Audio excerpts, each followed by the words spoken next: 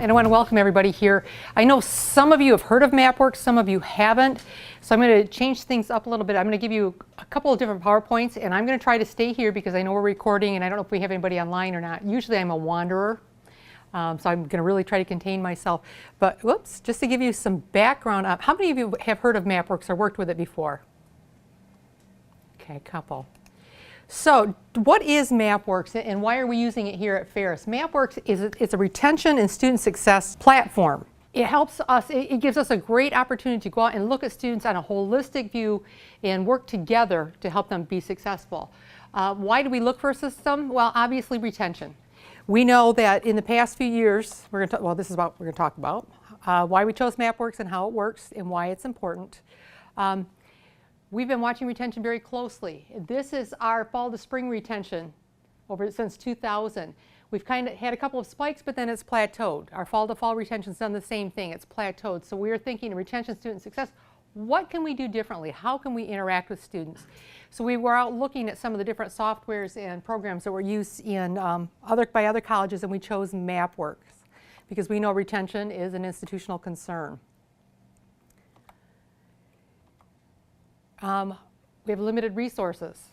A lot of schools, limited resources and a lot of students. How can we best work together to utilize them? And as we got looking around the different colleges and different departments and areas, there were a lot of things going on, but there was really no clearly defined process for tracking student success. We had a lot of little pockets there, but we thought, how can we bring this all together and work more holistically with students? Why do we choose Mapworks? Mapworks was created by educators. So Mapworks has been in existence for 22 years. It was started out at Ball State. Educational benchmarking came in a few years ago and picked them up. And if you've ever heard of EBI or educational benchmarking, they are the gurus of retention and algorithms and tracking. They really know what they're doing. So they have a lot of technology, theory, and experience behind the program and a strong track record of delivering results. In the early years of the first year seminars, we used EBI to evaluate our courses. And we got a lot of good benchmarking information. We felt very comfortable with them. So they work under some strong principles. So just a little bit of a background there on how it works. Theory. We know that there's that theory of retention, how we can work together. They put a lot of research. They have years and years of research in here, and they can demonstrate the results. They do that through a lot of analytics and algorithms. EBI they're the pros. And they have the experience. So this all has worked together. What I really want to talk about with you today is just some of the background and talk about how we can use Mapworks to understand individual students. And I'm actually going to get you into the demo system so you can get hands-on in there. And as we go through that, I'm going to show you some of the different features that are available and how to interact with them. Okay, so we're going to take you to the North State demo site and just get in there and say, okay, what happens if we just try it? So we're actually going to do 3 modules or 3 sessions. Deb talked about the deliverables. They're going to be in your hands today. I'm going to give you some worksheets. So as we're going through these, you can follow through and just fill out the answers, and then you can turn those in as your deliverables. So we're going to kind of do that in class. You can also, they're designed so that you can take them back to the office and work with that. So I'll have her give you that first module in just a minute, but I also just want to point out some of the handouts that you got. You've got this big packet Mapworks. This is a resource guide, so if you have questions, you can kind of flip through here and get some answers. It does take you to the demo site for Mapworks and give you some login information. The green paper that I have given you is just some very general, what is Mapworks information, how to log in on campus, and talking about scheduling follow-up meetings. The whole purpose behind this is it makes it very easy and gives us a lot of great information for having follow-up meetings with students. And then a third paper that I've given you, this white sheet, is an advising worksheet. If you're working with a student, you can go in and look at their Mapworks survey and the results, jot down some questions, and this gives you a really good start for asking questions and how to approach it rather than say, well, your Mapworks survey says. This gives you some great examples on how to interact with students. So we'll come back to those. Okay, so what kind of information is available in Mapworks? There's a lot of information. First and foremost, it provides us a risk indicator. What happens is, as a university, we load in profile information, demographics, their pre-college information, their test scores, a lot of things that we have there, and then we ask students to take a Mapworks survey. Those combined together go through all the analytics and algorithms to produce risk indicators for students. This year we are offering the survey to all full-time, degree-seeking freshmen, sophomore, juniors, and seniors. Last year we just did freshmen, so all levels. And they each have a different survey, different set of questions. So it's important to know that. It will give us risk indicators, green, yellow, red, or double red. All the information that we can get through MyFSU is in there, plus a little bit more. It'll tell you if a student's first in college, if they have their parents' educational background. Kind of helps us to get a good understanding of the background of the students. It'll show in there the courses that they're enrolled in, their survey information depending on your permission set, and we'll talk on about those in just a minute. We can track academic updates, we can make referrals, we can assign tasks, we can create notes, just all kinds of information, and it pulls it all together. And students have a series of direct connects. People, it's kind of like a web. In fact, you and I, everyone in this room may be connected to Deb. She may be our student. And together, we can know how we're interacting and working together. So if Mary has talked to Deb, let's say she's homesick, and Mary's talked to her about that, she might want to jot just a quick note in there, a log that they had a discussion about homesickness. I would already know that because it automatically pops up in the system. So it stops or prevents us from having each person to go through everything over and over again. So why would we use Mapworks for individual students? Well, to go from beyond I'm fine. If you've worked with students, you sit down and talk with them, and with each person, how are you doing? I'm fine. Everything's good. And a great example I love to use is one of my coworkers was working with a student last fall, and it was a Friday afternoon, and the young lady stopped in her office, and how are you doing? Everything's fine. Things are looking great. I'm enjoying the semester. She took the survey over the weekend and revealed she was really, really homesick and hadn't been involved in campus activities. So the advisor was able to call her back in and just make some suggestions. Hey, have you thought about joining this organization? Or here's some things that you might want to do. And was able to help her with that. So a lot of times students will reveal that information through that survey. And we get up-to-date information and can coordinate our activities. Like I said, we can track one-on-one meetings, interventions, responding to issues. We've had some referrals coming through this year already, which has been great. We can issue referrals out to other people. I've seen some people issue referrals to hall directors because students had said in their survey that they're having some roommate issues. So that we can bring it to the attention of the hall director who can kind of help them work through that. So there's a lot of things that we can do. Mapworks works through a series of direct connects. That direct connect is the person who is directly connected to that student, who has relationships with them and is responsible for helping them through the process. So in our first year seminars, that seminar instructor is the direct connect for all of those students. Academic advisors are direct connects for all their academic advisors. We have hall directors who will be direct connect for people in their halls. Teaching faculty can also be direct connects, but there are different series, different levels of permission sets. They don't all have access to all information. With our permission sets, that says what you can see, what you can interact with. We have like a power user permission set. It's basically all information, so the director of student academic affairs for each college is that power user. Some of our educational counselors have access as a power user to several students. So it tells us what features, what data points we can see, what screens and reports we can see. We have an input-only permission set. That would be for the teaching faculty who are not advising, but they could still go in and provide academic updates or make notes.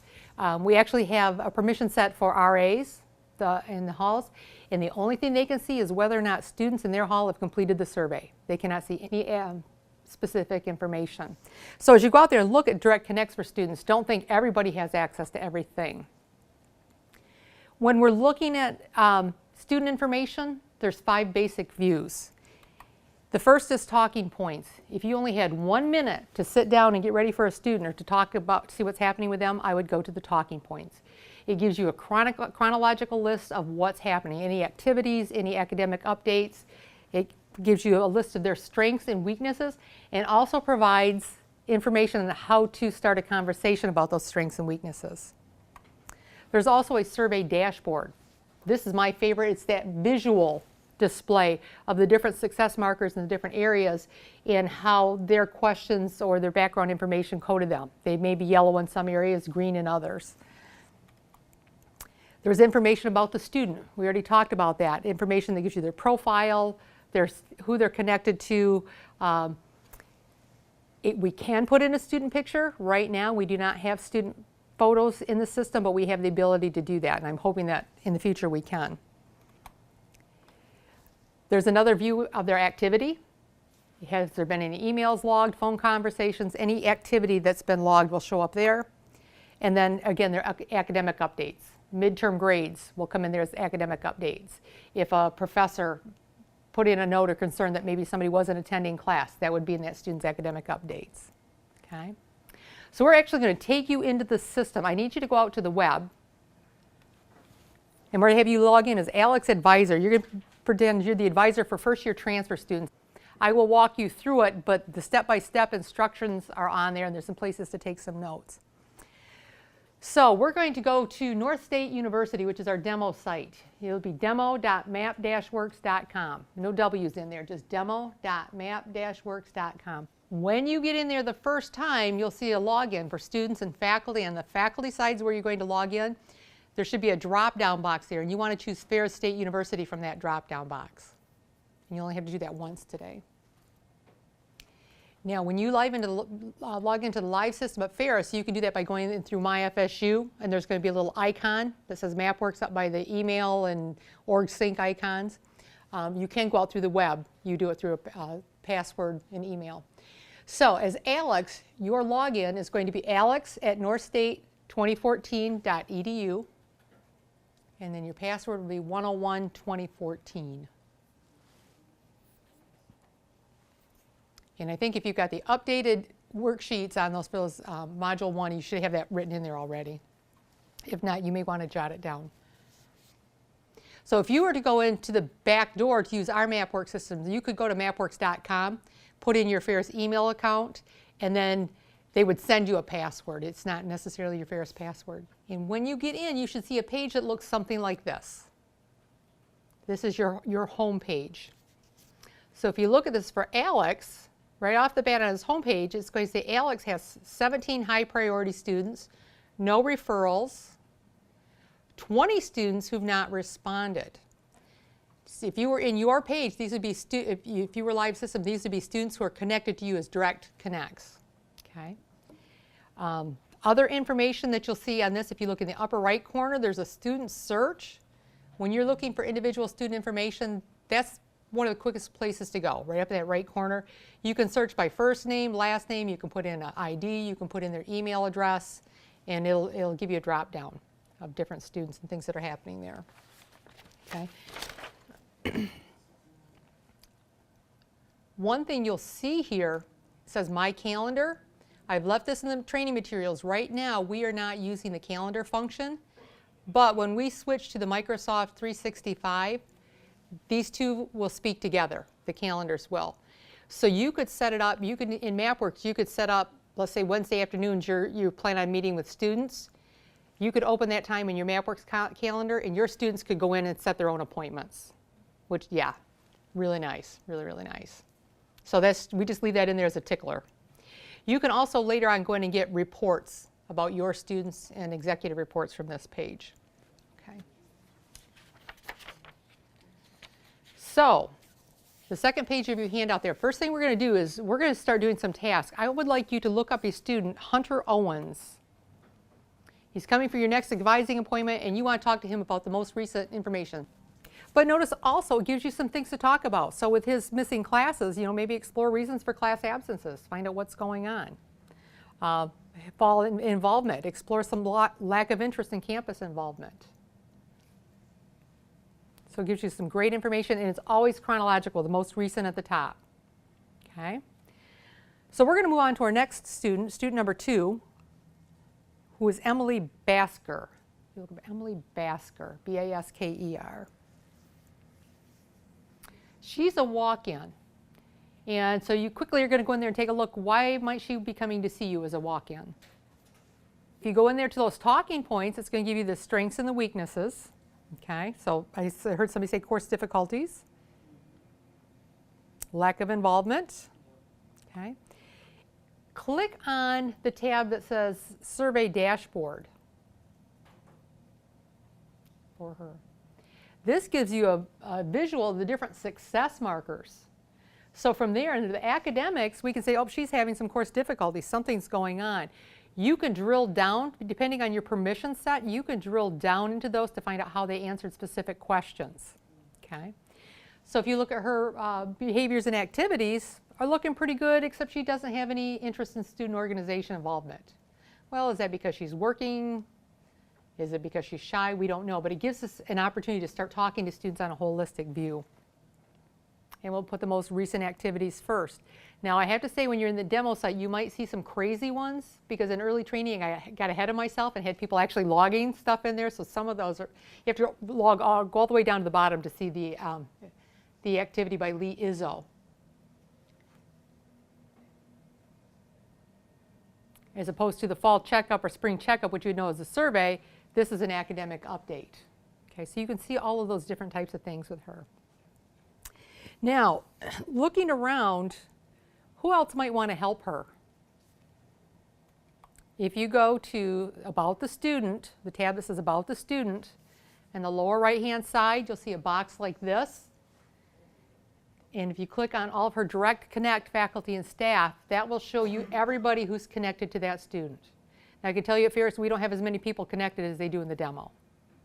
But it will show you teaching faculty, academic advisor, and it'll show you how they're connected with that.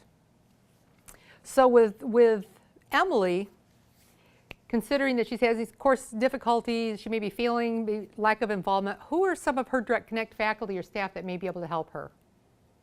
In this survey, they'll ask students, are you having difficulty in one or more classes? And if they say yes, it'll branch out and actually ask them what classes, and students can tell us.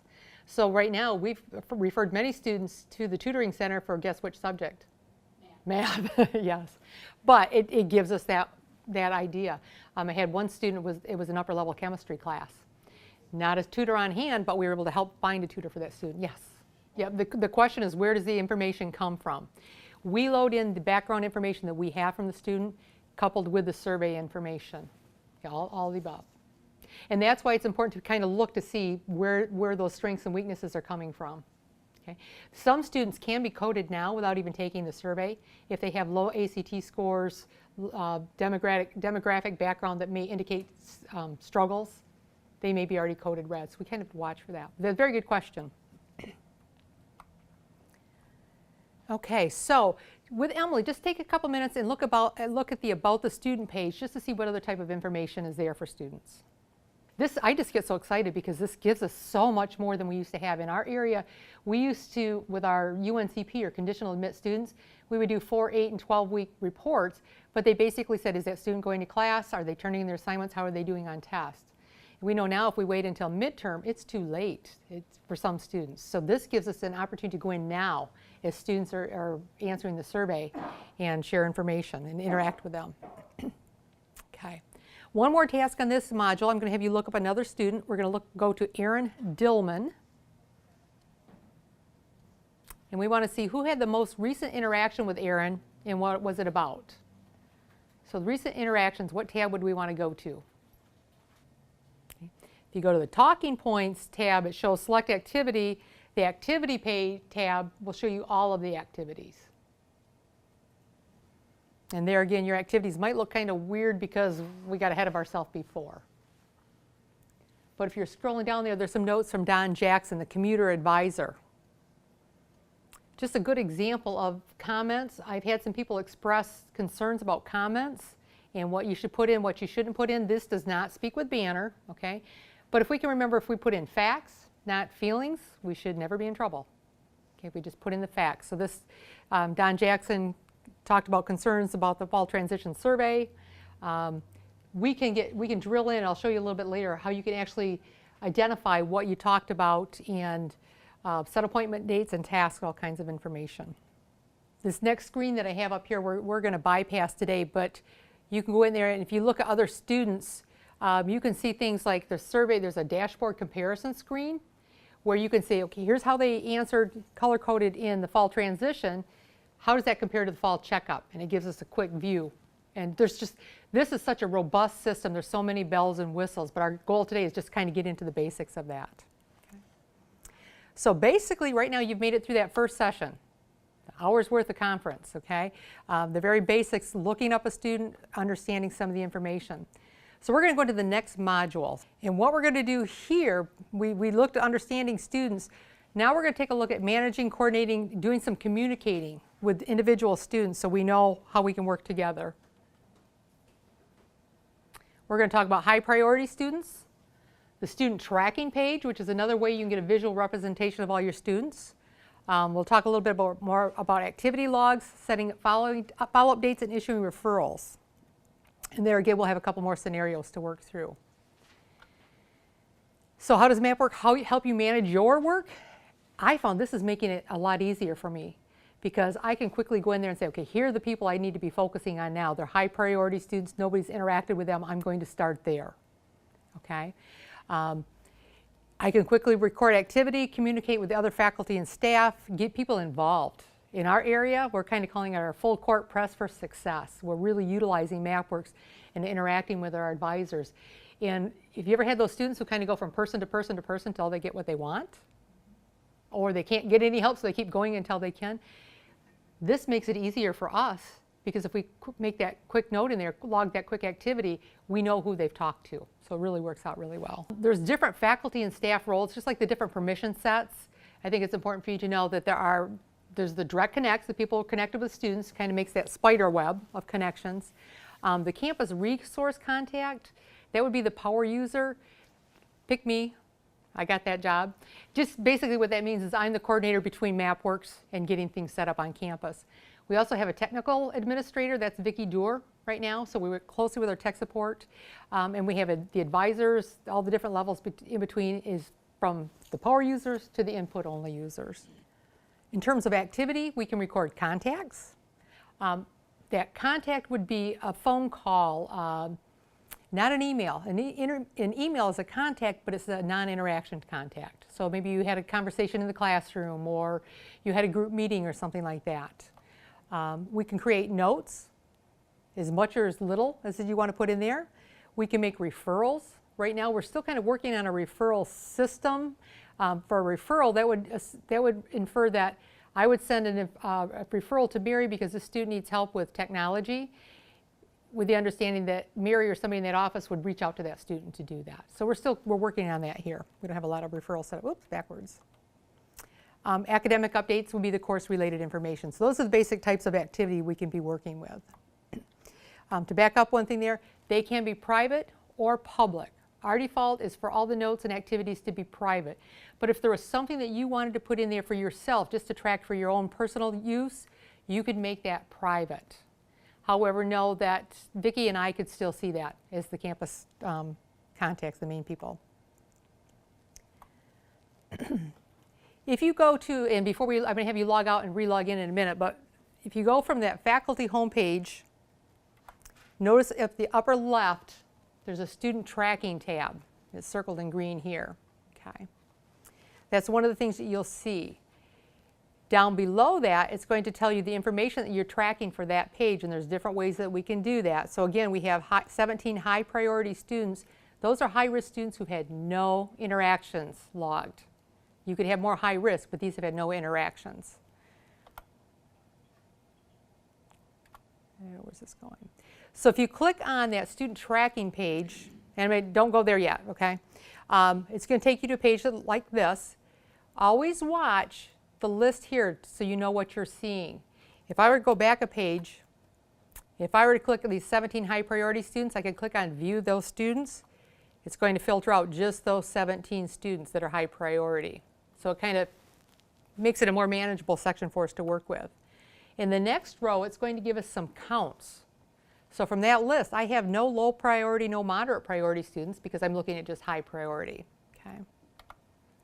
And then it gives us specifics about the students. In this first column, the students' names. And any column can be sorted by clicking on the header above it. Okay. It will give us the risk indicator. When they come up, the students who are highest risk are going to come up at the top of the list. The date, that's the date that they last completed a survey. In that column, intent to leave, where you see that little door that's open, it tells us their intent to leave based on how they answered a series of questions, or they may say, I don't plan on being here. So that quickly identifies that. You can also find out information on referrals, review status, activities, who logged it last. There's a lot of information there.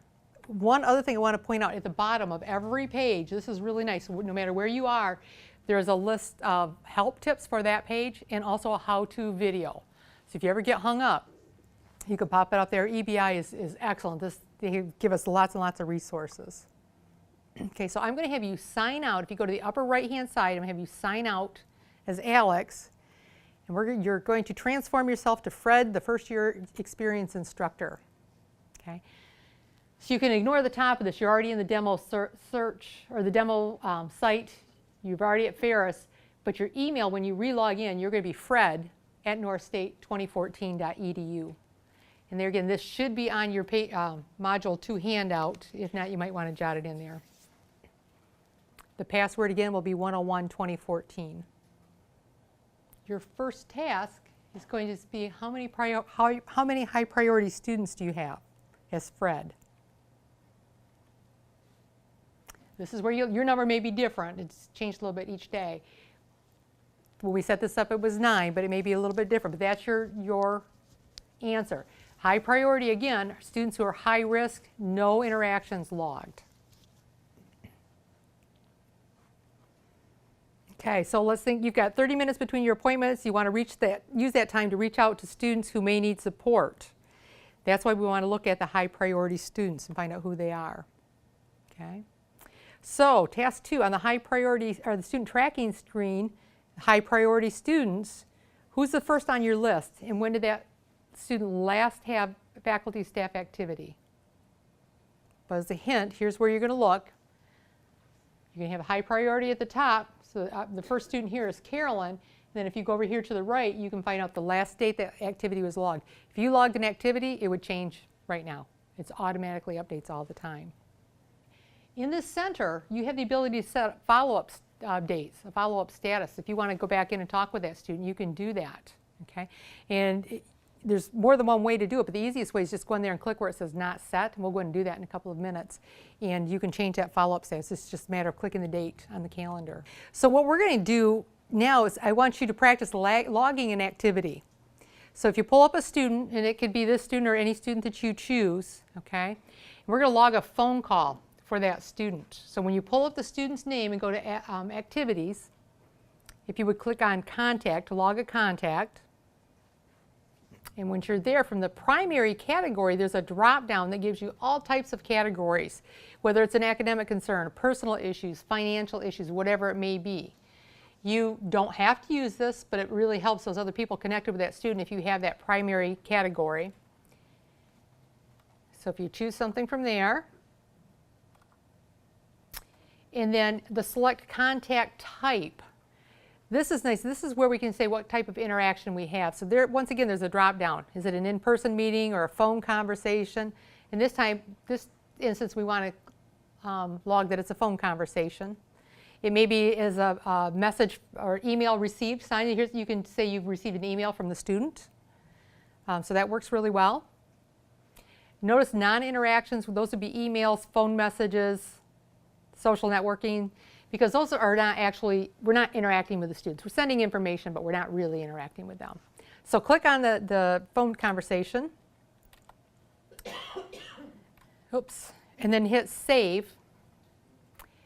And you'll see that automatically updates. And now you are the last person who's logged a contact for that student. It'll show the date and what type of contact.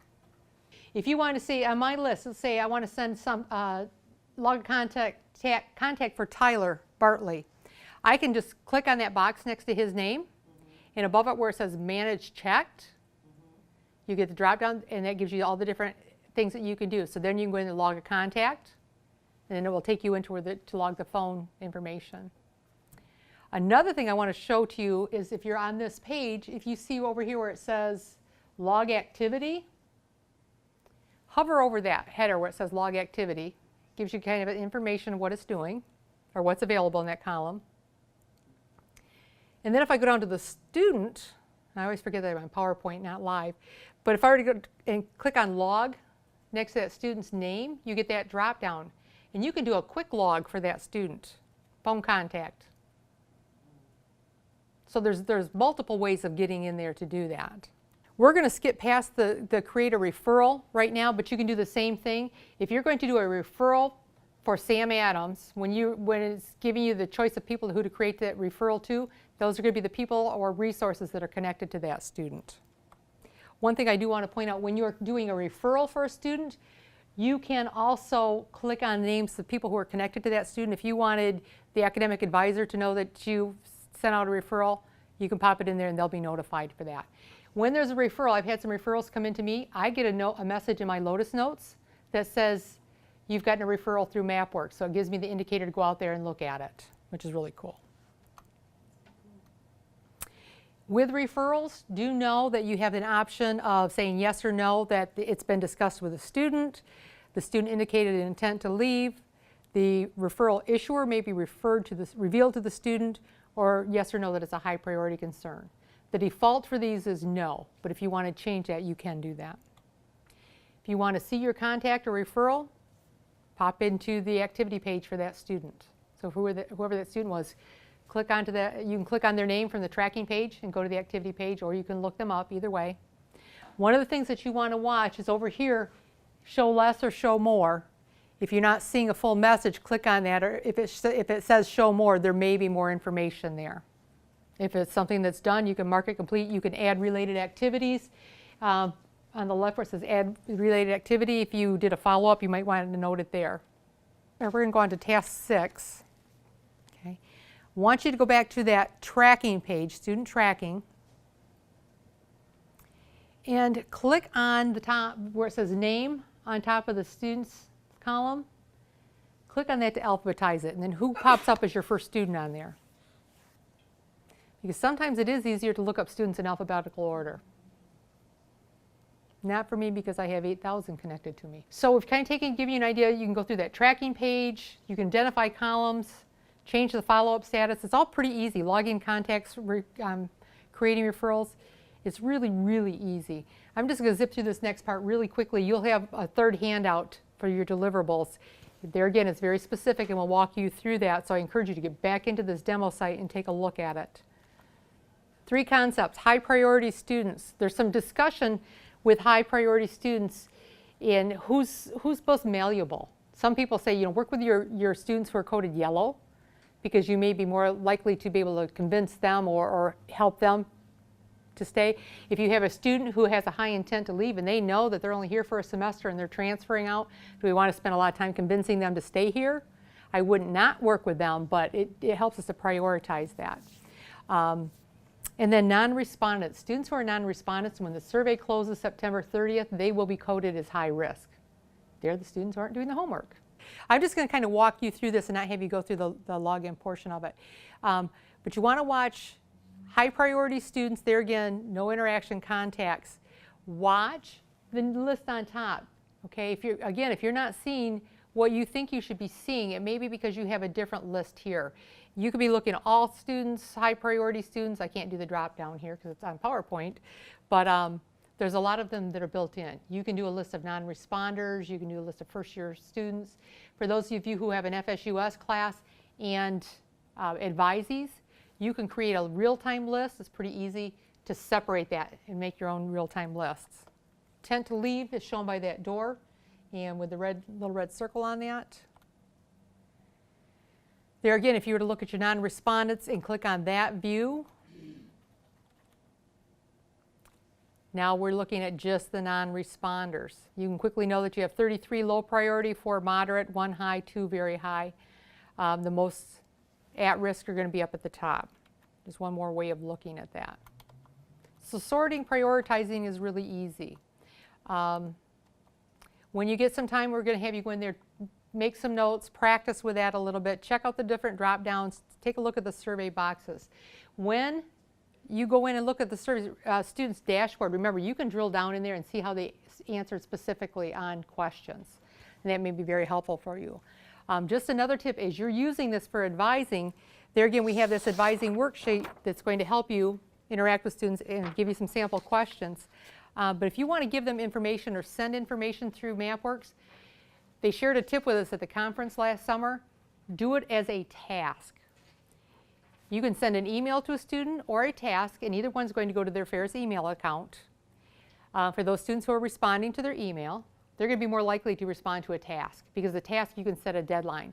So what I did on Monday, I sent an email through here. I went to that screen, the student tracking, and I clicked on all of my students who are non-responders and went to that manage students, and I could send an email from all of them. I actually sent a task. I said, I need you to complete your survey by Friday at 5 o'clock. That goes to their email as a task with a deadline.